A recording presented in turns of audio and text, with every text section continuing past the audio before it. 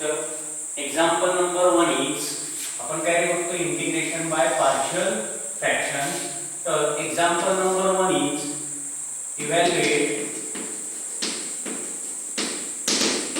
Integration of 1 upon x into x minus 1 dx. तर बघा ओळखायचं कसं पार्शियल फ्रॅक्शनचा डिनॉमिनेटरला काय दिलेले आहे फॅक्टर दिलेले आहेत x into x minus 1 means clearly it is solved by integration by partial fraction. मग सोल्युशन बघूया आपण. तर दिलेले इंटिग्रेशन काय करतो आपण i ने डिनोट करतो. काय दिले 1 upon x into x minus 1 dx म्हणजे integrate function with respect to x. याचं मीनिंग काय होतं integrate function with respect to x. पण फंक्शन काय आहे आपलं हा कोण आहे आपला f of x. मग आपल्याला आधी फंक्शनचं पार्शियल फ्रॅक्शन फाइंड करावं लागेल. म्हणजे where f of x equal to काय आहे f of x 1 upon x into x minus 1. मग कुठला यूज करणार when denominator has कसले फॅक्टर आहेत नॉन रिपीटेड. x वेगळा आहे x minus 1 वेगळा आहे. म्हणजे use rule number 1. Use rule number 1. मग जेवढे फॅक्टर तेवढे आपण कॉन्स्टंट घेतो म्हणजेच काय रे. आणि पार्शियल फ्रॅक्शन म्हणजेच काय असते सम ऑफ सिंपल फ्रॅक्शन. म्हणजे जी a upon x plus b upon x minus 1 म्हणजे काय येतो a into x minus 1 plus b into x upon x into x minus 1. LCM काढला आपण. LHS आहे ती दिली 1 upon x into x minus 1. मग बघा बरं डिनॉमिनेटर सेम आहे LHS आणि RHS चा. काय करूया इक्वेट न्यूमरेटर. डिनॉमिनेटर सेम आहे LHS आणि RHS चा.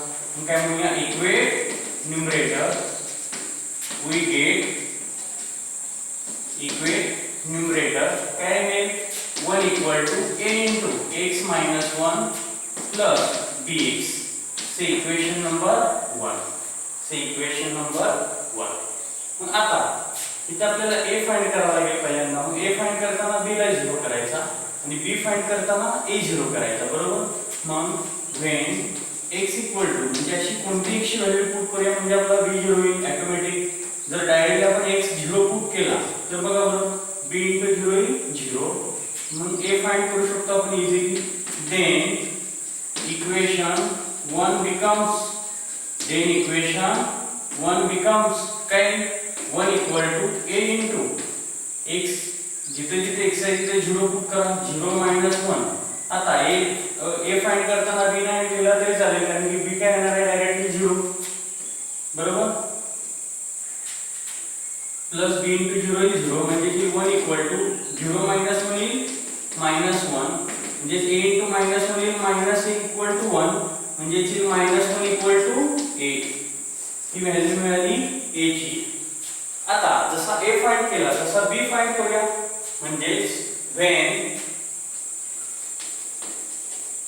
x equal to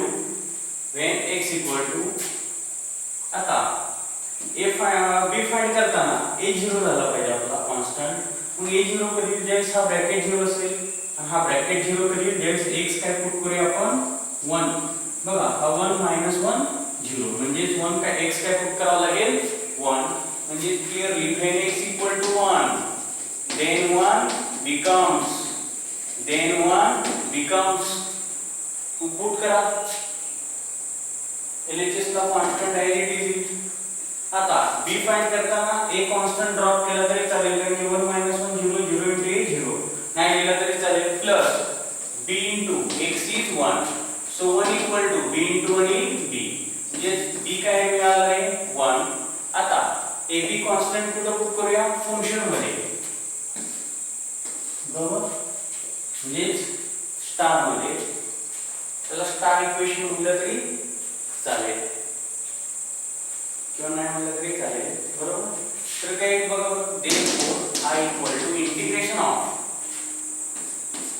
given काय दिले आपल्याला 1 upon x into x minus 1 dx.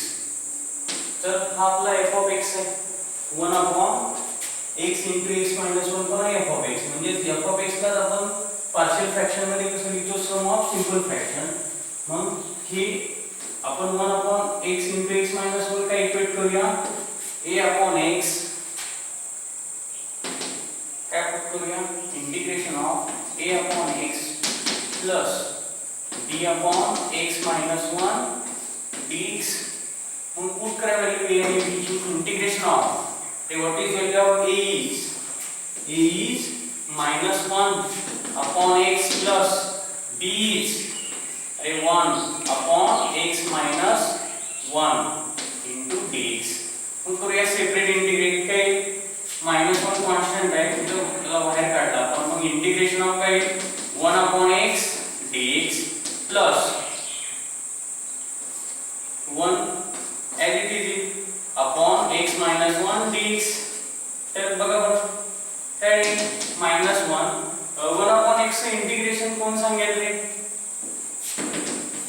1 upon x चे इंटिग्रेशन काय असतं log x plus c log x plus c and इथं बघा बरं म्हणजे 1 upon x चे इंटिग्रेशन येईल log x कॉन्स्टंट आपण शेवटी लिहूया प्लस इथं बघा बरं log ऑफ इथं x चं डेरिव्हेटिव्ह काय येईल x ची पॉवर 1 आहे 1 raised to 0 1 म्हणजे ते 1 डिग्री कमी आहे म्हणजे ऍडजस्ट डेरिव्हेटिव्ह तिसरी कंडिशन मग x चं derivative 1 minus 1 is constant derivative of constant is 0 and 1 minus 0 is 1 आएगा परफेक्ट न्यूमरेटर म्हणजे use integration of f dash x upon f of x dx काय असतो integration of f dash x upon f of x dx is कोण सांगेल बघा का x minus 1 चं derivative आहे तर 1 डिफरन्शिएट करून बघितलं आपण x चं 1 येईल -1 चं 0 नाही लिहिलं तरी चालेल आहे का परफेक्ट f dash x आणि हा f of x आहे मग कोण सांगेल काय असतो log of mod of f of x plus c म्हणजेच काय लिहितो log of mod of function काय लिहितो x minus 1 plus c म्हणजेच काय करूया प्लस log अगोदर घेऊया log of x minus 1 plus -1 into log x येईल minus log x plus c मग इथं बघा बरं log ची सबट्रॅक्शन आहे log use log m minus log n कोण सांगेल रे use log m minus log n is अरे log m minus log n is log m by n log m by n म्हणजे जिथे log m is x minus 1 n is x plus c which is required value of हेच find करायचं आपल्याला तर सर्वांनी व्यवस्थित लिहून घ्या एकदम सिंपल टाइप आहे हा इंटिग्रेशन बाय पार्शियल फ्रॅक्शन तर बघा इथं आपण काय केलं a फाइंड करताना b ला 0 केलं आणि b फाइंड करताना a ला 0 केलं याला म्हणतो आपण कव्हर ऑफ रूल